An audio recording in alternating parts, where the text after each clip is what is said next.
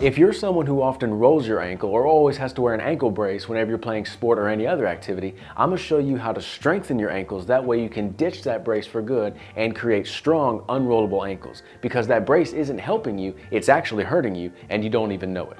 Why do I say they hurt you? Because your ankle was never meant to be braced by an outside object. If it was, you'd been born with it. Your ankle has all the bracing that it already needs. The problem is we don't properly strengthen the ankle, and because we don't properly strengthen it, we make ourselves more susceptible to experiencing sprains of the ankle. And when one sprain happens, you're more likely to experience another sprain and another sprain. So what do? We put a brace on that ankle, which leads to limited mobility of the ankle, further weakening the ankle joint, and further weakening leads to more and more sprains. So we just keep a brace on it long term, which teaches our body to become dependent upon that brace for the support that our ankle needs, something your body was never meant to do. I'm not saying all uses of an ankle brace are bad. Number one, if your doctor says wear it, then wear it. Number two, depending on the severity of your sprain, you might need to wear it for a month, few months, or maybe even up to a year, but much past that, especially if your injury was years ago, that's when you need to ditch that ankle brace, properly strengthen your ankle, and get that mobility back, and that way you don't have to rely on support of an ankle brace. That's why some of you have probably been wearing an ankle brace since like high school. You sprained your ankle, never strengthened it properly, and now your body has become dependent upon that brace for its own support. And so whenever you play sports or do any activity really, you need that ankle brace because you never took the time to strengthen your ankle and basically make your body dependent on its own form of support. Think of when you break your arm. The doctor will put it in a cast, and over the next few months of being in that cast, your arm muscles atrophy, they get smaller, they get weaker. Why? Because your body's not going to maintain something that you're not using. It says we don't need that, so let's just not worry about supporting it. And then when you take the cast off, you got to rehab your arm to get it back to where it was. Your ankle is the exact same way. If you're constantly bracing it, limiting its mobility, it's not going to waste energy maintaining the stability or building stability of that ankle because you're bracing it. And that's why you rely on that ankle brace now. Just to be clear, if you've recently rolled your ankle in the past few weeks or even month, this routine is not for you. There's a whole different routine we can talk about later, but this routine is something where you don't feel pain in your ankle, but you always need to brace it, or you always need some type of wrap or something. This is to strengthen your ankle to where you don't need any support at all for it. Some of the ligaments involved with supporting the ankle are the anterior tibiofibular ligament, the calcaneofibular ligament, and the anterior talofibular ligament. These are all ligaments that help support your ankle, and they sit just below and kind of around the ankle bone, which is why if you roll your ankle, you'll see a lot of bruising kind of underneath the ankle bone. Finally, let's get into the training routine. We're going to do this in two phases. Phase number one is going to be static movements. You need to re-educate yourself both mentally and physically to rely on your ankle for support. Phase number two is dynamic movements. If you want to perform activity in sport at your highest level, you need to start moving and strengthening your ankle in dynamic ways.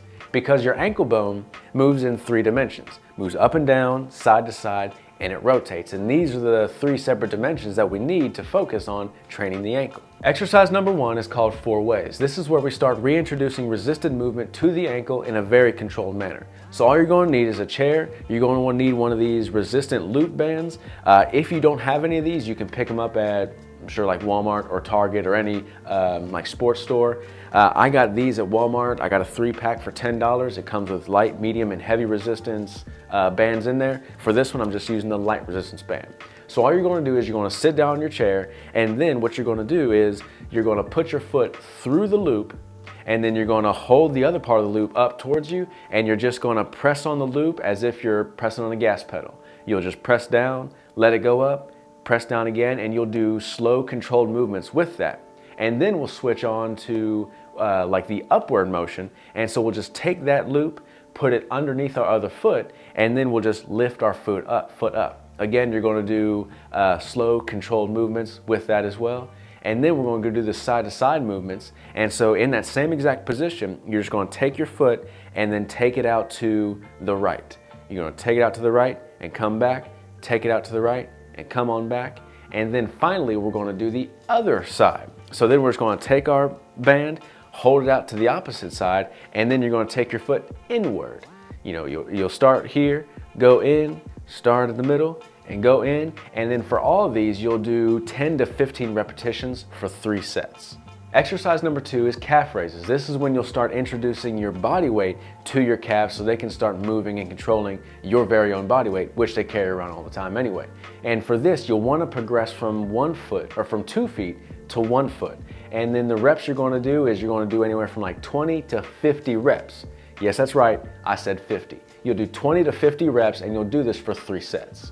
Our third and final exercise of phase 1 is called single leg balances, and it is exactly what it sounds like. You're just going to stand up in the same position you did the calf raises, and then you'll just balance on 1 foot. To start off, you might need to brace yourself by holding the wall or a table or chair, whatever it may be, and just balance on that foot for 60 seconds. And to start, you'll start on a nice firm surface, but then eventually you'll progress to like more of a squishy surface. You can stand on a pillow, a stack of wash rags, a towel, whatever it is, just something squishy, and that'll force your ankle and your foot to dynamically adapt to holding your body weight and balancing on just one ankle. And this is kind of like our introduction to phase 2, which is dynamic movement. Now on to phase 2, dynamic movement. And the first exercise we're going to do for that is called 4 corners. Now for me, I put a cross on the ground. You just use regular electrical tape to do that. You don't need to do that, but I did that just to help show you a visual representation of what you're going to be doing. It might help you if you do that as well, but again, it's not needed. Now all you're going to do is you're going to jump from one square to the other in a circular pattern. You're going to start in one, jump up, jump to the right, jump back, jump left. And after you make one circular motion, that is 1 round. And for this, you'll do for 10 to 20 rounds.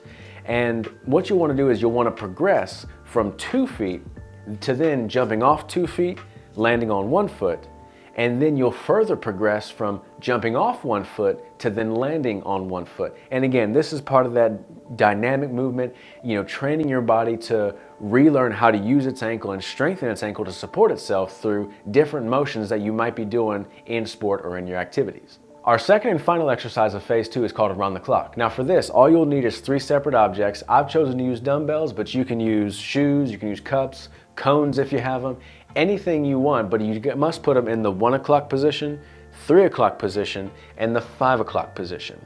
And all you're going to do is you're going to balance on 1 foot, and while you're balancing, you'll touch the 1 o'clock position, come back to neutral, touch the 3 o'clock position, come back to neutral, and finally touch the 5 o'clock position, come back to neutral. That's 1 round. And a set is made up of 3 rounds. So again, without touching the ground at all, you'll go 1 o'clock, neutral, 3 o'clock, neutral, 5 o'clock, neutral. And this will help you build your spatial awareness and your balance to dynamically adjust to any type of movement you might experience in your sport or in your activity. To those of you that want to take it to the next level, here's a bonus exercise for you. This will help promote shock absorption of the foot and ankle, because whenever we run, a single leg could take pressures upwards of 3 to 4 times our body weight. And this is called heel raised walks. You'll do this for 3 to 4 times, walking back and forth across the room, and you'll progress from no weight to even holding like 5-pound dumbbells, 10-pound dumbbells, and even 20-pound dumbbells. So that way, when you're running, your ankles, your knees, your body's already ready to take all the pressures that you can throw at it. Do the exercises in the order that I showed you, and also do them from 3 to 5 times a week. Just starting out, do it for 3 times a week with at least 1 day in between to rest, and then after a month, 2 months, you could progress to 4 or even 5 times a week. If you do these exercises, you're going to strengthen your ankle and you're going to be able to ditch that ankle brace for good. If you have any questions at all or have a topic that you want me to discuss, leave all that down in the comments below. Remember, what you think, what you eat, and what you do all create a life of chronic health. Thanks for watching, and I'll see you next time.